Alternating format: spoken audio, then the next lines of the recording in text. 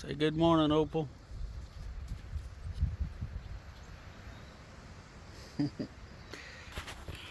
Alright, now something less pleasant to look at. Me.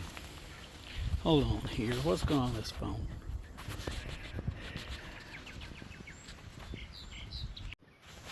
Okay, let's try this. Oh, this phone sometimes makes me crazy. So anyway, it's about noon. It's about noon here. I know I look like I just got out of bed. I didn't. I've been up for a while. I've been to physical therapy this morning and all that. So. Well, I just figured I'd come out here and take a look at things. Bring y'all along. Here's the goat girls.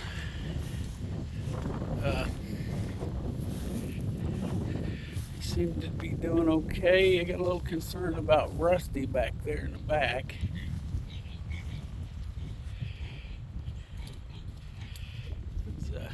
Rhonda's thinking she's losing weight. She gave her some more medication yesterday.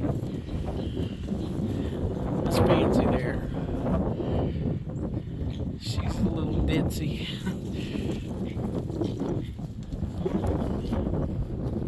Here we go. Salty and Opal. Opal, no. Opal just wants to play. Salty don't. I think Salty wants to kill Opal.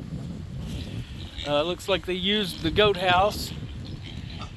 And we got these guys. These are 3 little boars. Somebody's coming up to pick one of them out. And then I got to cut the other 2. And look what they've done. Put them in there Monday. There was grass in there. But they did what pigs do. So, said there's the goat girls.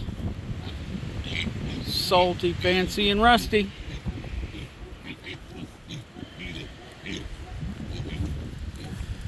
Whew, it's another cool day here. Opal's trying to herd them. They're already in a pen, but keeping these goats on fresh grass is going to be a chore for a while.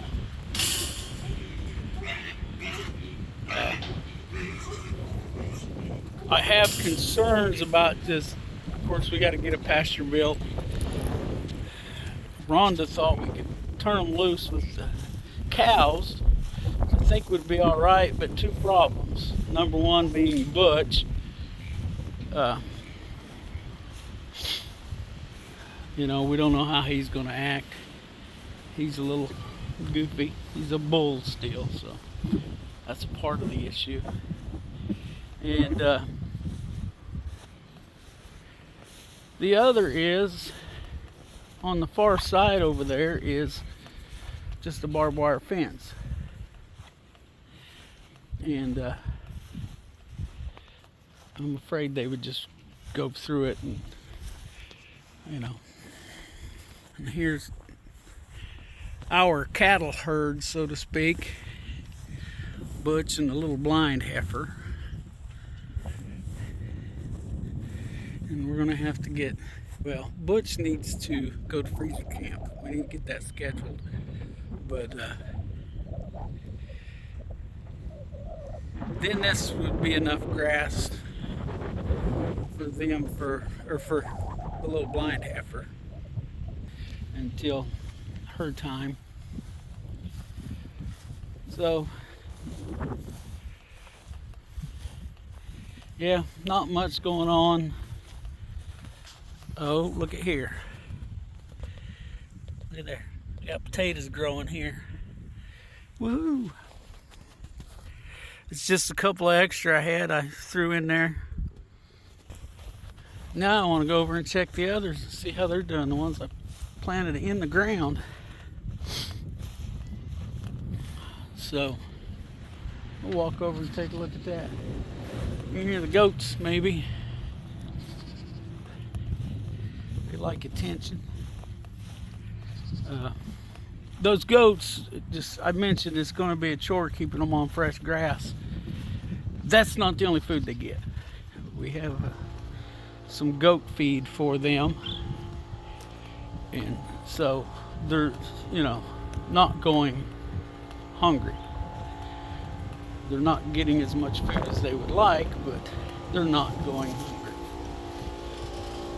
All right, just thought I ought to mention that to be sure.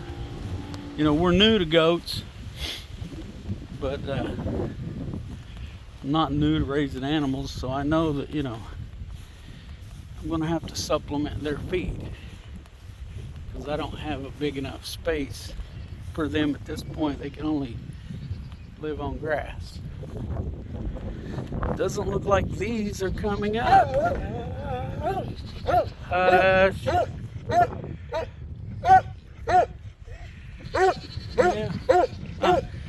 Interesting. Doesn't look like any of these potatoes are coming up here.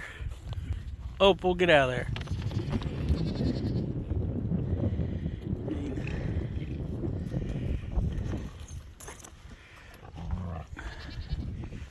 Opal keeps running through there. I'm gonna have to put a stop to that somehow. But get out of there. And then she walks right back in there. Huh.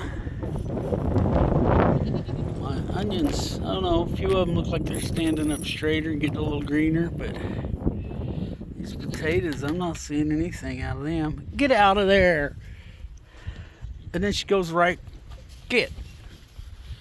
For a smart dog, she does some dumb stuff. And we gotta get this mowed.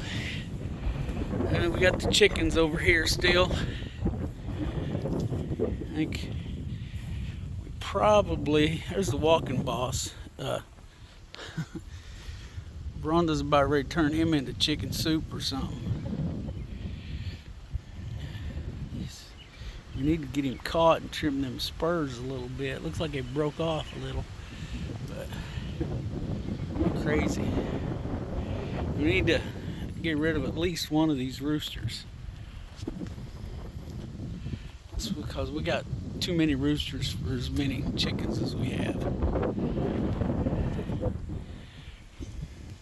So, and I'm not going out by the pig pen. I don't have the proper shoes on for that today, but we still have some feeder pigs in the pen there. They got to get caught. One of them's got to be castrated, and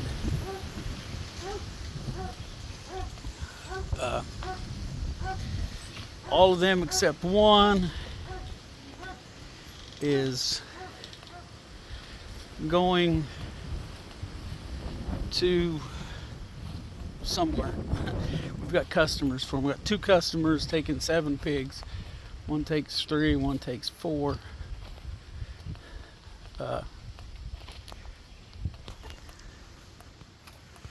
So anyway, that's all I got for now. I'm gonna go in and warm up a little bit before time to go to work, and maybe we'll do some more in a bit. How's everybody doing now? Headed to work. I'm out on the highway today. Road grader went up my road. Every time he goes up that road and I drive on it, he's only graded half of it so far. But odds are I'm gonna get a flat tire. So I have learned the hard way, the expensive way, to not drive on the road when the road's being graded. For that reason. And I don't just pick up a little 6-penny nail.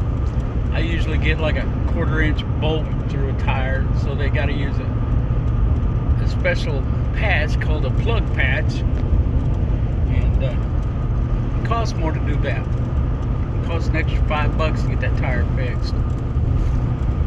So I'm on the highway.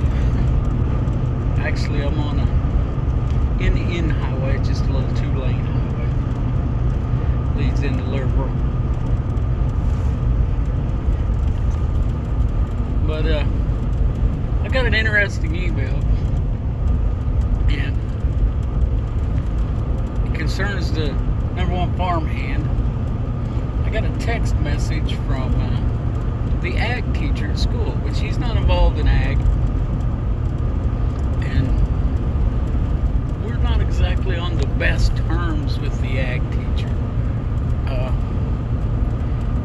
I mean, it just, and I'm not going to go into those issues, because it doesn't matter. But she actually sent the text to Rhonda, but Rhonda's using my email, so I got it. Apparently one of the girls at ag made a boutonniere for, yeah, that's what it's called, right? The flowers the boys wear to prom, because he's going to prom, and he actually let his mom rent a tux for him. I'll try to get pictures for y'all to see.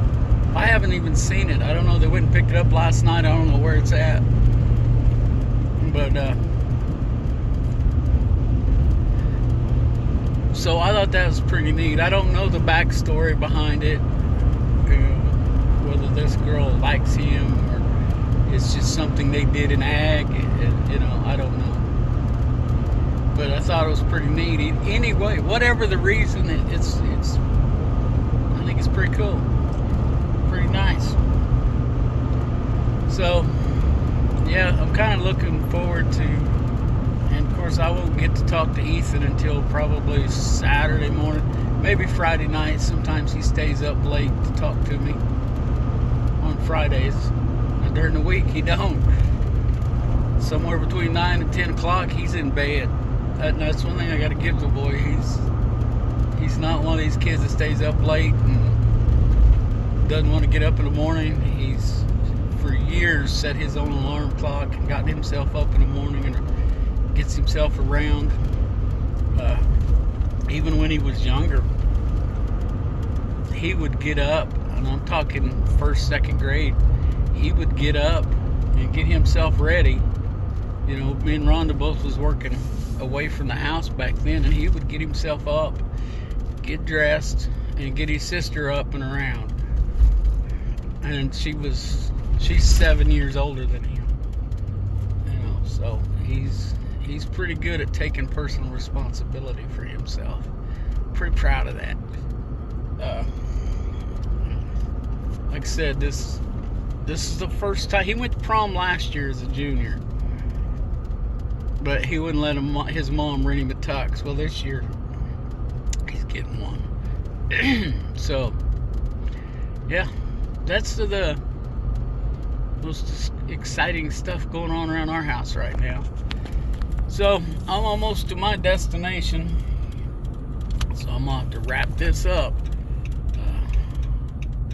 Let's look out for each other. Let's just look out for each other. Help each other when we can. If you can help somebody, help them.